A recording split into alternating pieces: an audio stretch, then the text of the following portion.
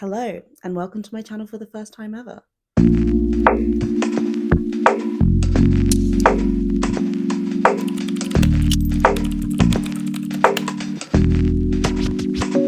I actually posted a short summary over on TikTok and Instagram a few weeks ago of how much money I spent to launch my online business, and it's been my most popular video to date. So I thought, why not relive my past trauma on YouTube in much more detail, for sharing's sake. But first, if you don't know me, my name is Britt. I'm a digital illustrator and teeny tiny business owner currently selling prints, stickers, postcards, and tote bags on both Shopify and Etsy. I plan to post a new video every month, so if it seems like your thing to follow me and my small business journey, then feel free to subscribe. Anyway, back to why you're all here. Let's talk money. More specifically, my money and where it all went at the end of last year. For context, I started planning my online shop back at the end of October last year, and then I ended up launching it in the last week of November. So this spending really covers the first month that I took to get my online store off the ground. I've spent loads more since then, but that's something for another video. So to keep things simple, I've opted to split this video into 3 sections. Section 1 will be equipment costs, Section 2 will be supply costs, and Section 3 will be online costs, so things like subscriptions. Before I get into the new stuff that I bought, I just wanted to add a little disclaimer about some things that I already had that helped me when setting up my online business for the first time. Those were an iPad, which is what I actually draw my illustrations on, PC, and a smartphone with a good quality camera, which is what I took all my marketing and product images with. I know some of these may just seem like a given, but not everybody will have access to all of these, and if you don't, it's definitely something to bear in mind if you're thinking about starting up an online art business in a similar way to what I did. One extra piece of context that is probably also good to have is that in my case, starting my business or launching my business meant having an active online store with a small collection of prints, postcards, and stickers that I could produce, package, and ship directly to customers from my home. So what actually launching your business is might look slightly different for you, but that is what it looked like for me. Anyway, without further ado, let's get into how much I spent to launch my first ever online art store. I'm going to start with this phase because I think it's maybe one of the most predictable costs when it comes to starting an online art business where you're going to be making the products yourself at home. This is also definitely where my meatiest spending came in, so buckle up for that. I'm going to start with my printer because this was definitely my biggest spend, and I'll be honest, I splashed out here. I ended up going with the Canon Image ProGraph Pro 300 printer. That cost me about £654 for the actual printer, plus an extra £25 for a 2-year accidental warranty. So I ended up spending just under £680 on my printer itself. I did really toy with going with a cheaper option for the printer, but I convinced myself that if I spent more money now, this would be a beast that could really grow with my business that I wouldn't have to replace for a long time. I think that you could go with a cheaper option than I did for sure if you're just starting out your art business. Another option that I was looking at was the Canon Pixma Pro, which did look really good, and I know a lot of other artists use when they first start printing at home. But like I said, I decided to splash out on something that's hopefully going to last me for years. One other thing I would bear in mind when you're choosing a printer though is size. I think that the size of this printer being an A3 plus one definitely bumped up the price. Also, it just is really big, so luckily I had space in our pantry to put it, otherwise it would have made for a real eyesore in the living room. Speaking of eyesores in the living room, this makes a nice segue to my next biggest purchase, which was the Cricut Maker 3. So I brought my Cricut from a company called Craftso, and it cost me £450 total for the machine, plus starter kit with some cutting mats and basic tool set, as well as I think a 3-month extended purchase protection. I definitely recommend getting some kind of starter kit, or at least thinking about what starter materials you're going to need. Just the Cricut machine alone is not going to get you that far. If you just want to make stickers, you can definitely go with the Cricut Explore or one of their more affordable models. But similarly to my printer, for me, I wanted to get something that I felt could expand with my business, and I could see that there might be a time where I'd want to cut things that weren't just stickers, and so I decided to go with the Maker just because it has such extended features and capabilities. Again, it was a decision that I made with the future growth of my business in mind, despite the fact that it has caused a lot of shrinkage to my wallet, so I'll let you know if that one pays off. The reason that my Cricut is actually in the living room and not in the pantry with my printer is because it connects via Bluetooth as opposed to Wi-Fi, which changes how close it needs to be to my PC. And seeing as I work in my living room, I actually couldn't put it in the pantry without it disconnecting because it was like just slightly too far away. So I've had to bring it in here, but it's not too bad. I mean, at least it looks quite cute and unassuming compared to the Canon printer, but it is definitely something to just bear in mind because Bluetooth connections have a much shorter range than Wi-Fi connections. Next up is my Moonbin label printer. I opted to get a starter kit which included the Bluetooth version of the label printer plus a pack of 4x6 inch labels. A lot of artists that I follow use these thermal label printers, and initially I thought maybe it was kind of a luxury for me to have when I'm first starting out my business, but I did start to see the merit of it when I thought about the fact that you could save a lot of time and resources by using one of these label printers. We'll get to it in a minute, but the Canon printer ink is very expensive, so I didn't really want to waste any of that precious ink on something like shipping labels, which just isn't as important as my prints. It's nice to be able to really quickly and easy from my phone just print off straight onto a label sticker and put it right onto the parcel and have it look really clean and professional. Plus, the fact that you can buy like various other types of sticker shapes like little round stickers or square stickers to use as things like fragile stickers or thank you stickers on your products really sold it to me, because it's something that I can whip out whenever I need to just like quickly make a bunch of stickers. I also opted to buy the matching scale because it's useful to be able to weigh your packages at home before you send them, as it will affect the shipping costs. That ended up costing me £30. I don't think you actually need like any kind of specialist scale for that. I think I just got sucked in by all the pink branding, to be honest. One other piece of equipment that I got relatively early on was a paper cutter or guillotine. I ended up going with an A3 size and that cost me £50. I know that I had my Cricut to do more complex cutting, but I also thought it would be useful to just have a simple paper cutter for when I wanted to trim my postcards and prints, and I use it several times a week. The next section might not apply to everyone, but I think it had a major impact on my productivity when starting my online business for the first time, and definitely helped the entire process, so I wanted to include the cost here. And that is of upgrading my actual desk setup and the space that I had to make art in my home, because I don't have a studio or even an office room in my house, so I just use this corner of my living room, and I did have to make some small adjustments to make that space work for me. When I was actually initially going to start my online store back in October, we had just moved into this place, and this surface desk here in the corner is built in, and that was really cool because it was just enough space to put my computer monitor and that kind of thing, but there wasn't enough space for like a keyboard or my drawing tablet or any additional space to do craft stuff. And I knew from experience that I would really appreciate having a bit of extra space. I opted to get an additional desk and like a desk extender table from Amazon. The keyboard tray or extender table was £53 and the extra desk was £63. I also decided to buy an adjustable stand for my iPad just to make drawing more comfortable, and that cost me another £50. All in all, my desk / workspace area improvements came to about £166, which for me has been really worth it. I just love my little corner of the living room now. Like, it feels really cozy and comfortable, and I feel like it's such a luxury but also so necessary to have the space to be able to do my work in, especially as an artist.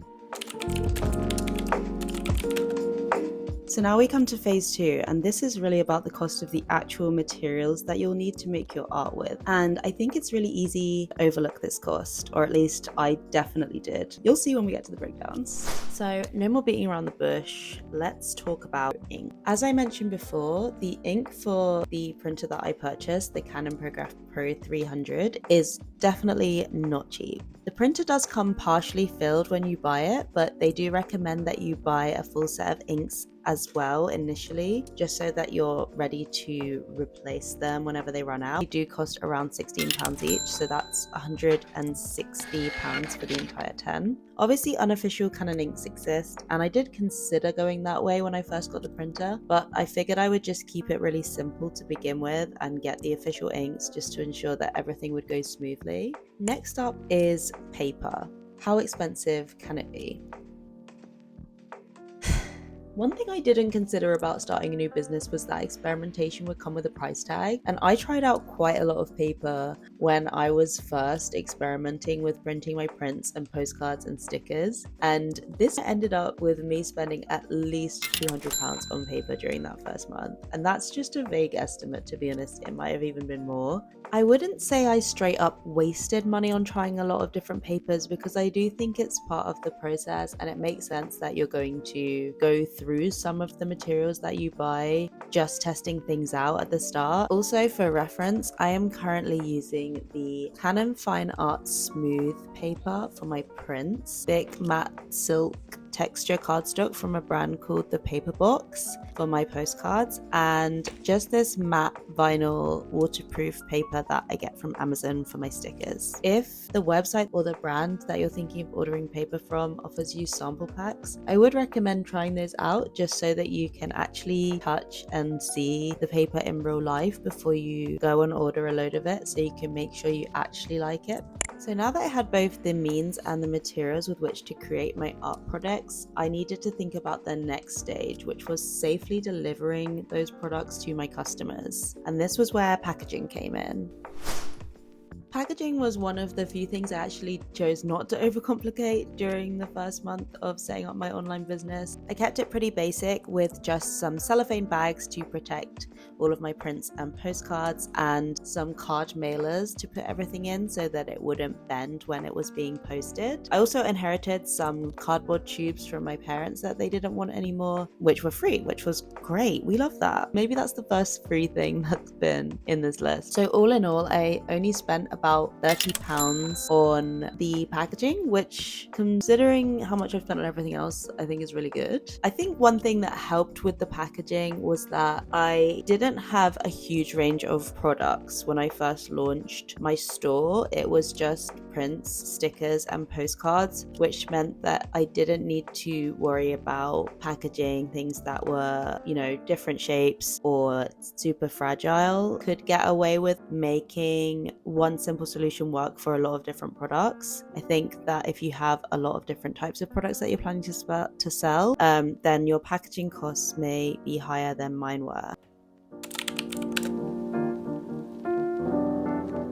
As I feel like we're all very well aware, nothing comes free on the internet these days. And there are a lot of subscriptions that it can be tempting to get when you're launching your online store for the first time. I tried to limit myself to just a few and not commit to too many, because it's so easy to get sucked in by those free trials, but you know in your heart that you're not going to cancel it after the free trial, and you're going to end up spending hundreds of pounds a month on subscriptions that you're not really using. But there have been a few that have served me well during the course of my initial launch and still today, so I wanted to share them in this video. So the first subscription that I got was actually Shopify. There are a lot of website and shop hosting platforms out there, but I ultimately went with Shopify because I liked that it had a kind of user-friendly interface for making a website, but it was still pretty customizable, so I could make it my own. And I also liked that I could combine the actual payment platform and the website hosting site together as one thing, because I didn't already have an existing website that I was just tacking a shop onto. So the first month of Shopify was actually only £1, so that was a relatively small payment during that initial phase, and now it costs me £25 a month. I'm happy to keep my Shopify, but I will say that I make more sales at the time being on Etsy. I'm not including the fees of setting up my Etsy in this video, just because I did that after what I consider to be my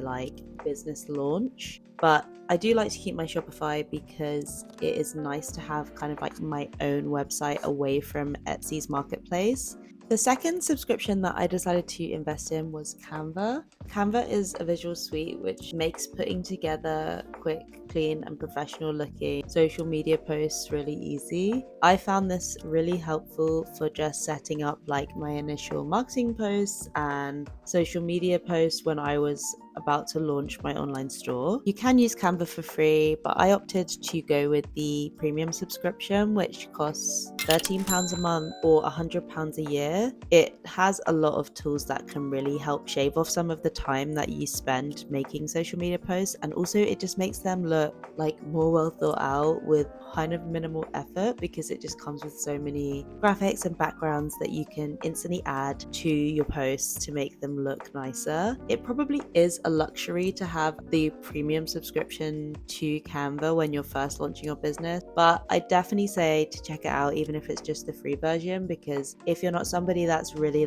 great at putting together social media posts, it can be really helpful for that. The last payment that I wanted to mention in this section wasn't a subscription, but it was a one-off payment for my domain name, which is brittbaileyillustration.com, and that was £12. So we've finally come to the end of the list, which brings us to a grand total of roughly £1,934. It's undeniably a lot of money, but considering I did set myself a budget of £2,000 for my launch costs, I kind of hit the nail on the head when it came to my expectations for how much this would all cost. It doesn't make it hurt any less to see it go, but at least I was expecting it. This isn't really like a cut and paste guide. Not everybody will spend anywhere near as much as I did to set up my business, but equally, some people might want to spend even more. So there's not really a right way or a wrong way to it. I'm aware that other business models might have allowed me to save on upfront costs, but ultimately I decided to buy a lot of equipment myself so that I could make more art at home in smaller batches and have a lot more control at this early stage of my business. Instead of having to order really large numbers of prints from external suppliers, I'm able to make smaller amounts of prints myself and test out techniques and just see what sells before I commit to making larger numbers of things. The other good thing about having the equipment to make my art products myself is that I am less worried about my stock levels. If I sell out of a certain style, there could be a really big gap between being able to restock those, but because I make them myself, if worse comes to worse and I do run out of a certain kind of product, I can easily just make more so long as I have the raw materials to do so. Anyway, if you stuck around to the end of the video, thank you so much, and even if it wasn't helpful, I hope it was at least just a little bit interesting to hear about my cost breakdowns. And to be honest, it was pretty interesting for me too to actually sit back and look at where all my money went, even if I'm very sad to see that money go. I should be sharing videos like this every month, so if you think you'd like to join me on my small art business journey and learn more about my process, then feel free to subscribe. And if you like this video, then feel free to like the video. I'm also on Instagram and TikTok as britt.bailey.art, so you're more than welcome to follow me on those platforms as well. But for now, thank you for watching. See you next time, bye!